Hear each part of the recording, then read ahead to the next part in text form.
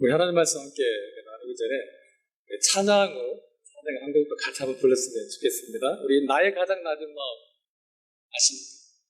예, 같이 부르겠습니다.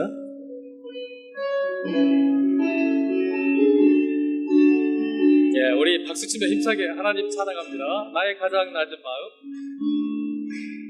나의 가장 낮은 마음, 주님께서 기뻐하시고 작은 일에 큰 기쁨을 느끼게 하시는도다.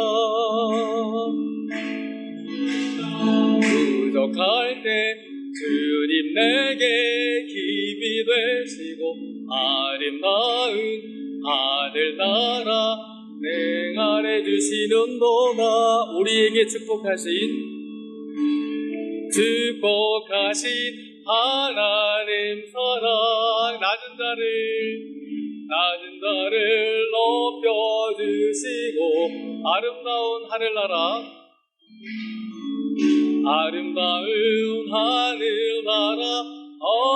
허락하시고 내 모든 것 내비하시네. 찬양함의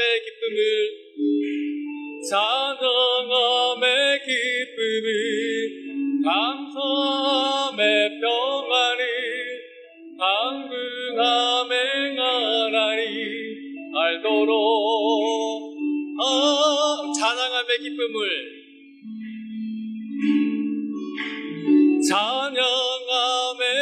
감사함의 평안을 강구함의 하나님 알도록 하셨네. 아멘. 찬양의 이 노랫말들이 단순한 우리 어떤 느낌이나 감정으로 끝나는 것이 아니라 우리의 삶의 평생의 귀한 삶의 고백이 되기를 주님의 이름으로 축복합니다. 오늘은 시편 23편 내 찬이 넘치나이다 라는 주제로 하나님 말씀 함께 나누겠습니다. 사람이라면 누구나 한결같이 바라고 소원하는 것이 있습니다.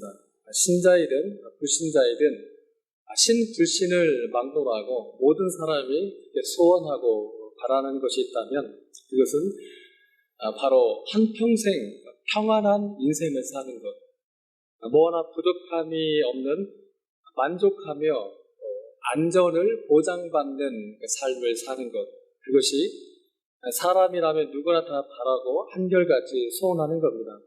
그리고 이런 우리 인생의 안전과 또 만족을 보장받기 위해서 사람들은 지금도 얼마나 열심히들 땀 흘려 수고하고 일하고 있는지 모릅니다. 정말 많은 사람들이 특히 우리 대한민국 사람들 얼마나 열심히 일하고 수고들 하고 있는지 모릅니다.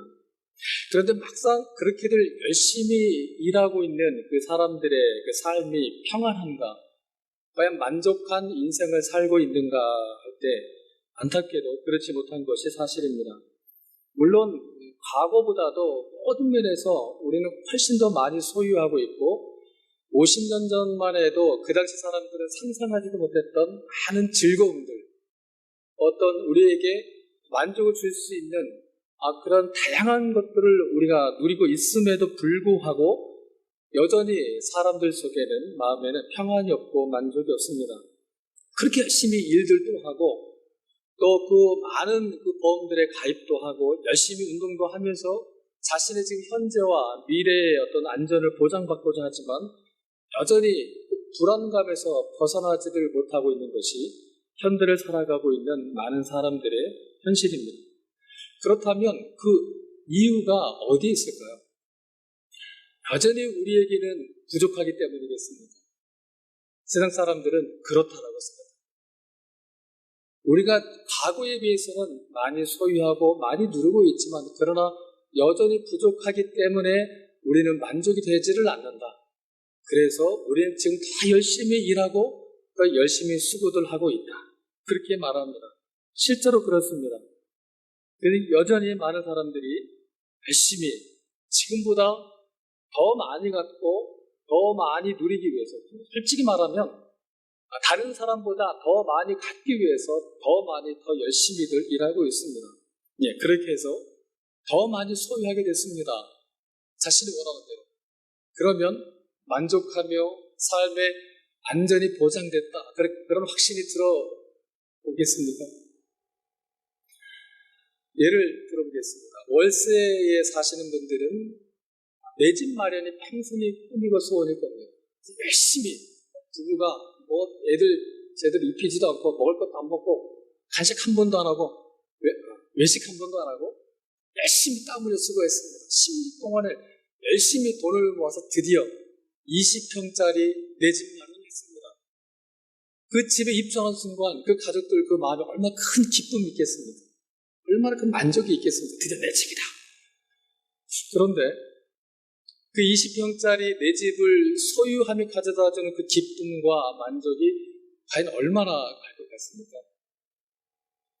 10년을 일했으니까 많이 써서 10개월을 못 갑니다. 왜 그럴까요? 이제 30평 아파트가 눈에 보입니다.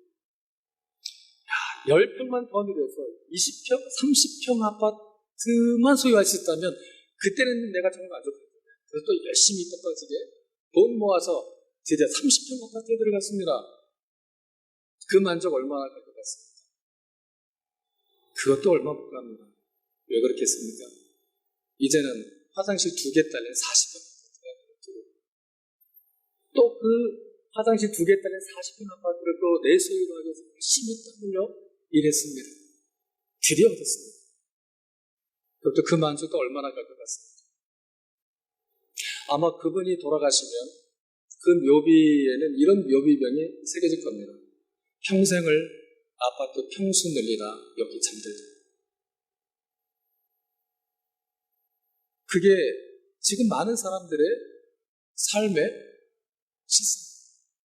불신자들은 그렇게 살 수밖에 없습니다. 이 세상에 그들의 전부입니다. 그러나 참 안타까운 것은 불신자들은 그렇다 할지라도 신자들에게도 그런 모습이 얼마든지 나타날 수가 있다는 겁니다. 어찌 보면 지금 나의 현재의 실상일 수도 있습니다. 욕심이라고 하는 것이 채워질 수만 있다면 얼마나 좋겠습니까? 채우면 그걸로 끝이니까. 근데 저와 여러분이 경험하고 있는 것처럼 이 욕심이라는 것이 끝이 있습니다. 끝이 없습니다. 채워도 만족이 되지 않습니다. 여전히 불만족입니다. 성경이 우리에게 지속적으로 반복해서 가르치는 것은 우리 사람의 만족과 배부름은 이 땅의 것을 채우는 것으로는 애초부터 되지를 않는다. 솔로몬의 경우 예를 들어 볼까요? 전도서를 솔로몬이 썼습니다. 전도서 1장 2절 어떻게 고백하죠? 자신의 지난 삶을 돌아보며 한마디로 딱 정리했습니다. 헛되고 헛되니 모든 것이 전도서 1장 7절 그가 또 이렇게 말합니다. 모든 강물은 다 바다로 흐르되 바다를 채우지 못하며 강물은 어느 곳으로 흐르든지 그리로 연하여 흐르느니라. 제 묵상으로는 이 전도서 1장 2절, 7절 두 구절이 이 전도서 전체를 요약해주는 그런 말씀이라고 생각이 듭니다. 솔로몬이 누굽니까? 사람이 누릴 수 있는 그 모든 권세와 부귀와 영화를 누린 사람입니다. 솔로몬의 말만 따라 이 강물이 바다로 흘러가듯이 세상의 모든 부귀와 영화와 쾌락과 권세가 이 솔로몬에게 다 흘러들어왔습니다. 하지만 정작 솔로몬은 헛되니 그 모든 것들이 내게 헛되었구나. 참으지지 않았습니다. 솔로몬의 고백 따라 이 모든 강물이 바다로 흘러 들어가는 것처럼 이 세상의 그 모든 것들이 솔로몬에게 다 흘러 들어왔는데도 불구하고 모든 것이 다 헛되었고 참아지지 않았습니다. 만족이 되지 않았습니다. 행복해지지가 않았습니다. 그 이유를 예수님의 말씀에서 찾을 수가 있습니다. 예수님은 마가복음 8장 36절에서 이렇게 말씀합니다. 사람이 만일 천하를 얻고도 목숨을 잃으면 무엇이 유익이요? 사람이 만약 온 천하를 다 소유하더라도, 온 세상을 다 네 걸로 하더라도 네 목숨을 잃으면 그 모든 것이 다 무슨 의미가 있겠느냐. 한마디로 우리 사람은 천하보다 크고 귀하다는 말씀입니다. 우리 사람은 천하보다도 크고 귀하기 때문에 천하보다 큰 우리로서는 천하가 들어와도 채워지지 않는 겁니다. 아무리 속된 표현으로 용을 써보십시오. 천하로는 채워지지 않습니다. 이 천하로는, 이 세상으로는 우리 사람은 채워지지가 않는 존재이기 때문입니다. 그렇다면 우리 사람은 오직 무엇으로만 채워지며 어떤 방법으로만 인생의 안전과 평안을 보장받을 수 있는가? 오늘 본문에서 다윗이 그 해답을 줍니다. 근데 먼저 우리가 알아야 할 것이, 이 시편은 단순히 어떤 다윗의 시적인 감성이나 어떤 감정을 표현해낸 문학적인 표현이 아니다라는 겁니다. 우리 너무 감상적으로 시편을 접근하는 그런 우려를 범합니다. 근데 그렇게 접근해서는 안 됩니다. 이 시편은 이 세상을 그 누구보다도 치열하게 살아낸 이 다윗의 파란만장한 일생을 사실 그대로, 있는 그대로 표현해낸 역사입니다. 즉, 이 시편에 접근할 때 우리는 문학작품 대하듯이 감상적으로 다가가지 말고 매우 현실적으로 접근해야만 합니다. 그래서 우리는 이 시편이 담아내고 있는 다윗의 삶의 이 치열한 흔적들을 우리는 읽어낼 수 있어야만 합니다. 먼저 이 다윗의 시편 23편 중에는 우리의 상식을 벗어나는 틀린 표현이 하나 나옵니다. 그것은 2절입니다. 2절을 보면 그가 나를 푸른 풀밭에 누이시며, 이런 표현을 합니다. 우리가 잘 알고 있는 대로 다윗은 이 시편에서 하나님을 목자로 자신을 양으로 표현하고 있습니다. 그런데 목자이신 하나님께서 양과 같은 존재인 자신을 푸른 풀밭에 누이신다, 이렇게 노래하고 있습니다. 그런데 여러분, 양이라는 동물은 풀에 눕지 않는 동물입니다. 아니, 누울 수가 없는 동물입니다. 그런데 다윗은 그가 나를 풀밭에 누이시며 이렇게 표현했으니 이게 틀린 표현이라는 겁니다. 누워서 잘 수 있는 동물과 누워서 잘 수 없는 동물이 있습니다. 누워서 잘 수 있는 동물은 강한 동물입니다. 강한 동물은 누워 잡니다. 사자가 사냥하고 나서 배가 채워지면 그냥 아무 데서나 이렇게 막 누워서 두 다리 쭉 뻗고 네 다리 쭉 뻗고 이렇게 잡니다. 그런데 이렇게 사자가 이렇게 누워서 잘 수 있는 것은 세상에 적수가 없기 때문입니다. 강하기 때문에, 강한 동물이기 때문에 아무 데서나 자기가 원하는 곳에 그냥 네 다리 쭉 뻗고 누워서 잡니다. 사자가 누워서 잔다고 해서 건드릴 동물은 세상에 없습니다. 반면 양과 같은 동물은 절대로 누워 잘 수가 없습니다. 토끼나 이 사슴과 같은, 영양 같은 그런 약한 동물은 다 웅크리고 잡니다. 그리고 잠을 자다도 긴 잠을 못 잡니다. 쪽잠을 잡니다. 또 그러다가도 쪽잠마저도 어디서 갑자기 피삭 소리가, 그런 소리가 날라치면 그냥 일단 뛰고 봅니다. 보고 뛰지 못해요. 보고 뛰는 것은 강한 동물만의 특권입니다. 그렇지 않고 이 약한 동물이 나도 한번 보고 뛰래 그랬다가는 바로 그 한 템포 늦은 것 때문에 그 약한 동물은 그 맹수의 밥이 되고 맙니다. 살아남기 위해서는 일단 뛰고 봐야 합니다. 약한 동물은 평생 그렇게 살 수밖에 없습니다. 그래서 그 삶의 평안이 없습니다. 늘 불안하게 살 수밖에 없습니다.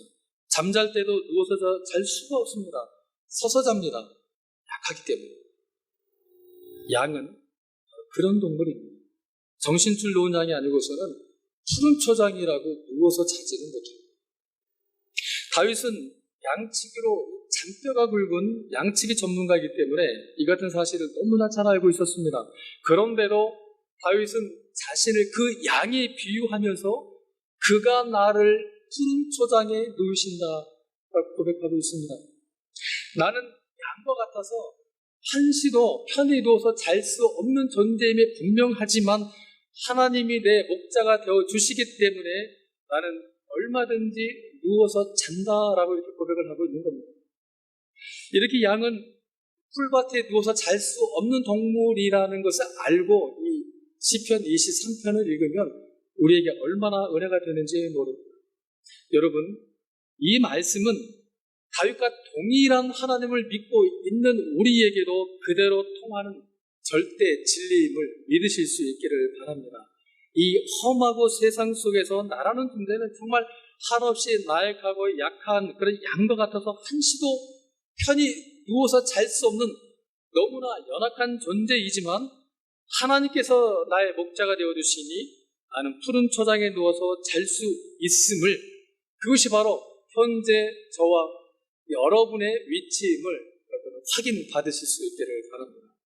그런데 여러분, 우리의 인생이 이 푸른 목장에 마음껏 누워 자며 이 잔잔한 물가의 평화를 누리는 그런 인생이 되기를 원한다면 우리는 바로 이 푸른 풀밭과 쉴만한 물가를 목표로 살면 안 됩니다.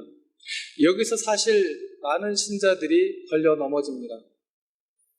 하나님께서 푸른 풀밭과 쉴만한 물가를 주신다 하니까 이것이 우리에게 삶의 목적이 되어버리는 겁니다. 바로 거기서 많은 분들이 걸려 넘어갑니다.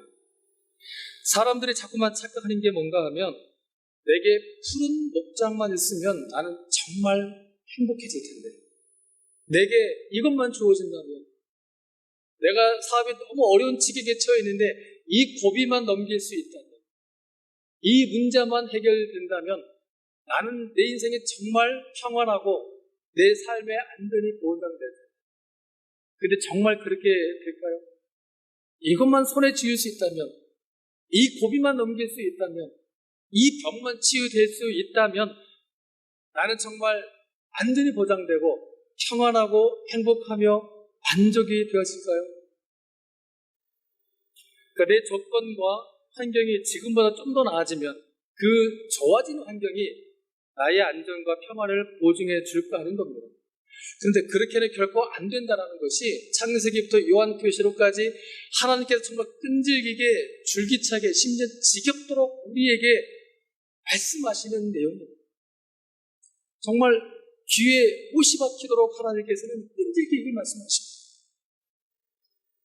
성도 여러분, 양이라는 연약한 동물이 가장 평안하고 안전을 보장받을 때는 푸른 초장과 쉴만한 물가에 있을 때이겠습니까? 아니면 목자 곁에 있을 때이겠습니까?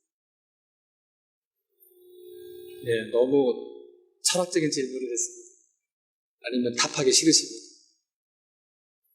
다시요. 양이 가장 안전을 보장받는 때는 언제겠습니까?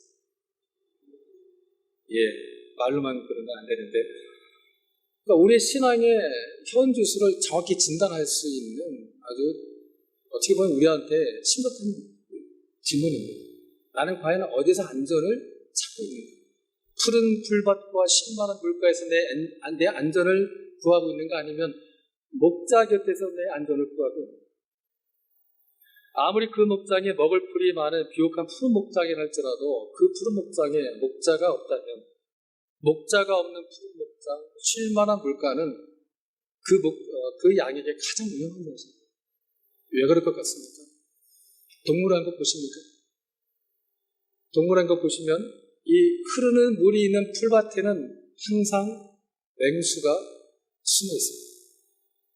그리고 호시탐탐 그 푸른 풀밭, 먹기 좋은 풀밭에 맹수는 항상 몸을 수그리고 웅크리고 앉아서 이 양이나 이 영양 임팔라들이 다가오기를 호시탐탐 노리고 있습니다.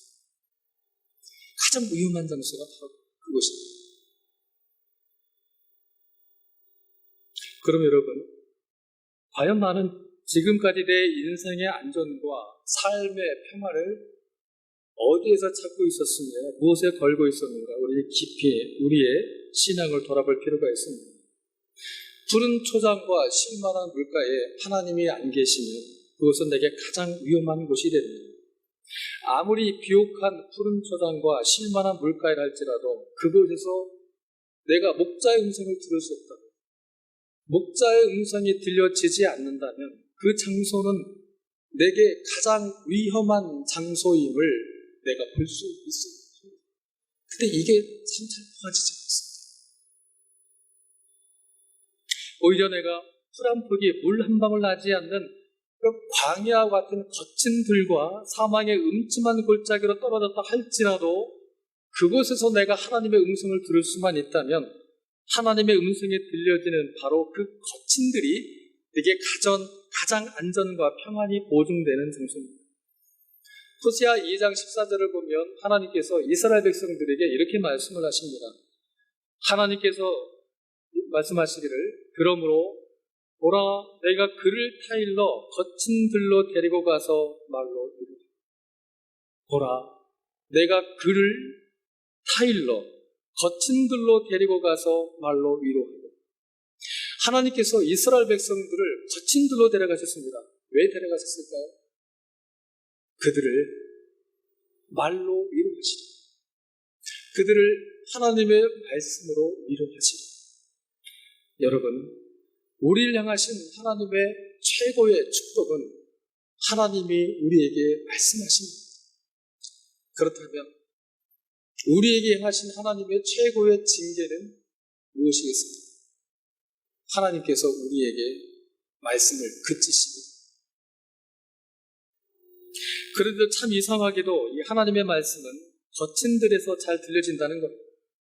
내 삶이 편안하고 좀 안정적이 될 듯이 보이면 좀 형통해질 듯이 보여지면 이상하게 하나님 말씀이 잘 들려지지가 않습니다.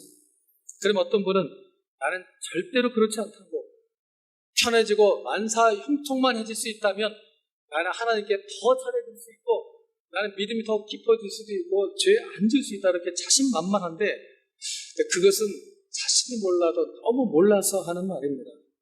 우리 사람은 그렇게 믿을 만한 존재가 못 됩니다. 내 조건과 환경이 좋아지면 그만큼 내 믿음이 좋아지고 하나님께 더 잘해드릴 것 같고 죄도 안 지을 것 같죠. 근데 여러분 그 순전했던 아담과 하와가 어디에서 타락했습니까? 에덴 동산에서 타락했습니다.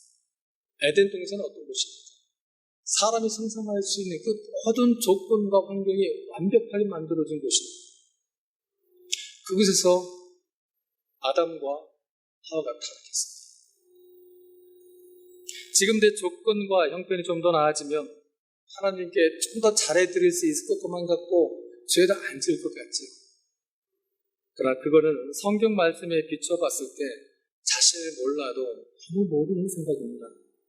사람은 에덴 동산에서도 타락합니다. 보라, 내가 그를 타일러 거친 들로 데리고 가서 말로 위로하고. 때때로 우리는 주님께 이끌려 이 거친 들로 갈 필요가 있습니다. 왜 그런가 하면 내가 그를 거친 들로 데리고 가서 말로 위로하고 그 거친 들에서 말로 위로하시는 하나님, 내게 말씀하시는 하나님을 만나 배울 수 있기 때문입니다. 그리고 바로 이 때문에 우리는 오늘 시편 23편 4절이 표현하고 있는 이 사망의 음침한 골짜기, 그러니까 완전히 인생의 밑바닥으로 곤두박질 쳐서 정말 죽음에는 아무것도 보여지지 않는 그런 인생의 밑바닥인데도 불구하고 다윗은 뭐라고 하는가 하면 그 해가 두렵지 않다 말하고 있습니다. 그러니까 삶의 그 어떤 문제도 나를 두렵게 하지를 못한다는 것. 왜 그렇습니까?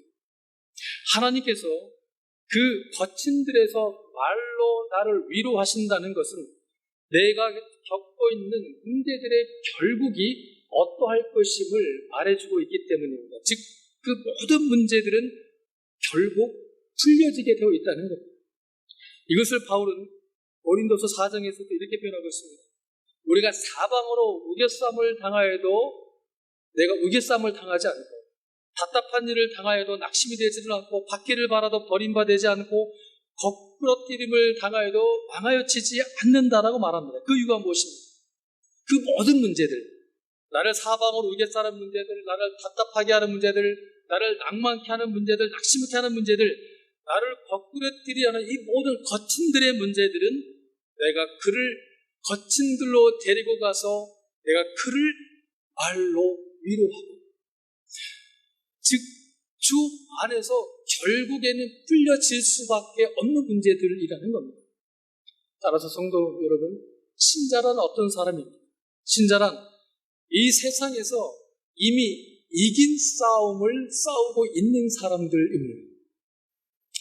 그러니까 내가 승패를 알 수 없는, 잘하면 이길 수도 있겠지만 잘못하면 패할 수밖에 없는 그런 승패를 알 수 없는 그런 싸움을 싸우는 게 아닙니다. 이미 승패는 갈려져 있는 싸움을 하는 사람들이 예수 믿는 신자들의 신앙의 싸움입니다.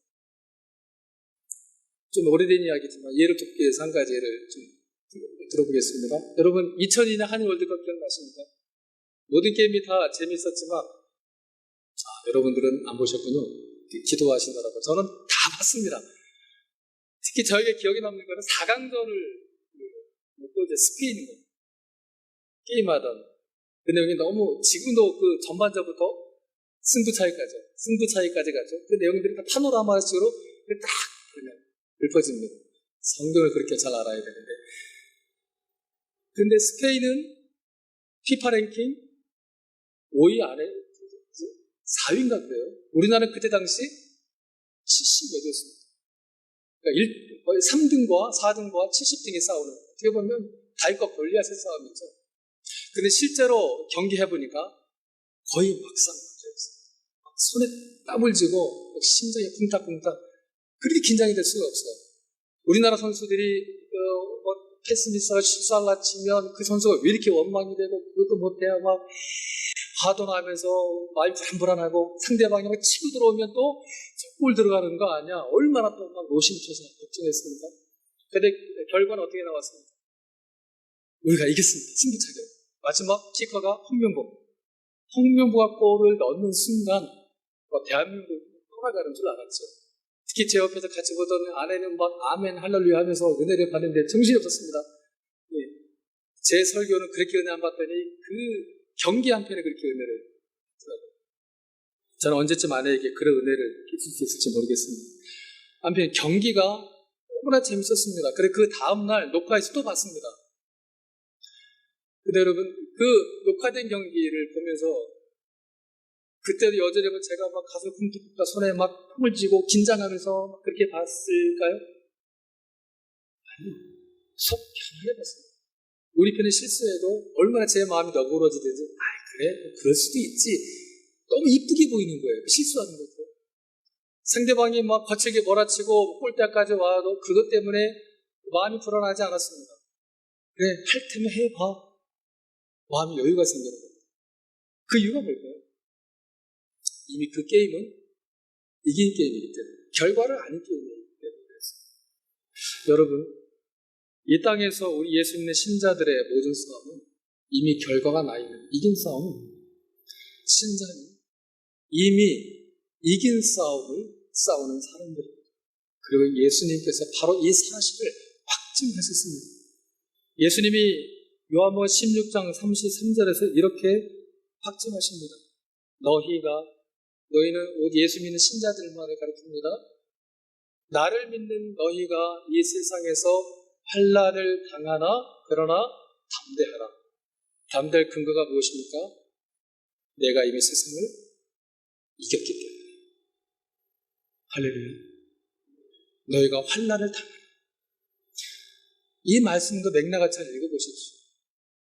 예수 믿는 신자란 아무런 고통과 환난이 없는 그런 탄탄대로의 삶임을 여러분 상상하십니까? 그걸 기대하십니까? 그분은 그 신앙 오래입니다. 예수님이 말씀하셨습니다. 너희가 이 세상에 환난을 당하라.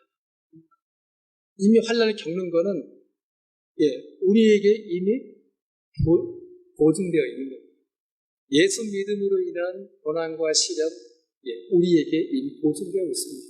그러나 담대하라. 근거는요, 내가 이미 세상을 이겨봤기 때문에. 이 세상에서 신자의 모든 싸움은 이미 우리 구주 예수 그리스도께서 이겨놓으신 싸움입니다.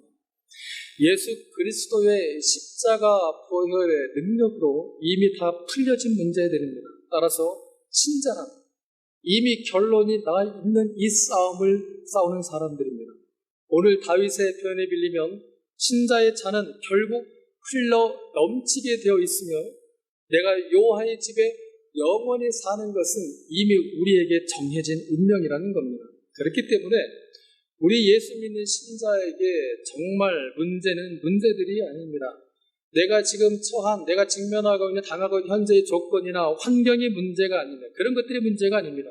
정말 문제가 되는 것은 우리가 우리 구주 되신 예수 그리스도의 보혈의 능력으로 내가 목자 되신 하나님을 믿음으로 그 믿음대로 그 믿음에 근거하여 내가 직면하고 있는 그 문제들을 풀어내고 있느냐 하는 겁니다.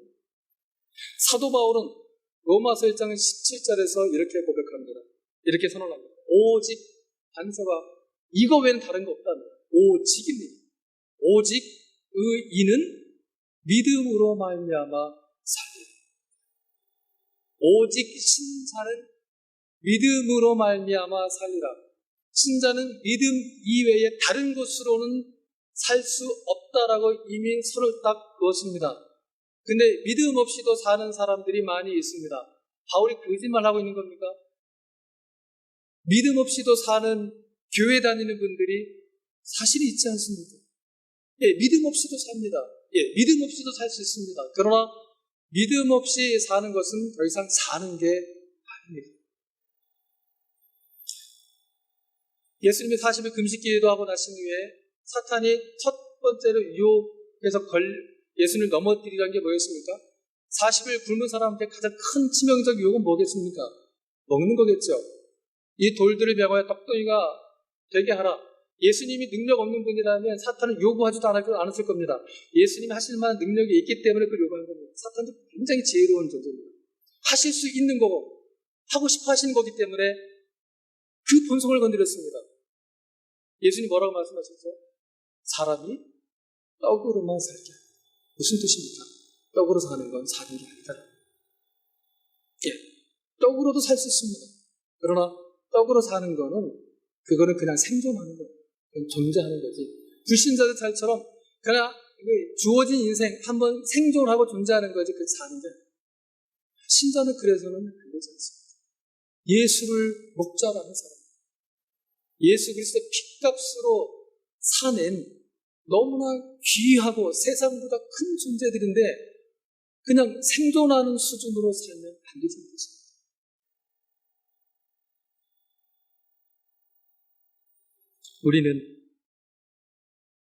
우리를 살리는 이 믿음은 예수 그리스도를 내 인생의 구주요 주님으로 믿는 믿음, 하나님을 내 인생의 유일한 목자로 믿는 믿음입니다. 성도 여러분, 바로 이 믿음에 욕심을 내십시오. 아니, 이 믿음에만 욕심을 내십시오. 예, 구할 것들 많죠. 현실의 필요도 저도 많습니다.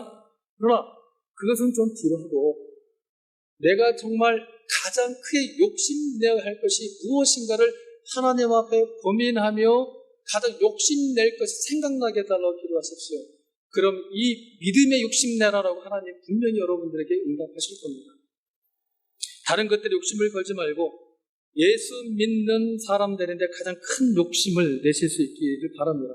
바로 이 믿음이 나로 하여금 내가 이미 이긴 싸움을 하고 있음을 보여줍니다. 이 믿음 외에는 다른 것들로는 내가 이미 승리한 싸움을 싸우고 있거나 보여줄 방법도 도리도 없습니다. 이제 말씀을 마무리하겠습니다.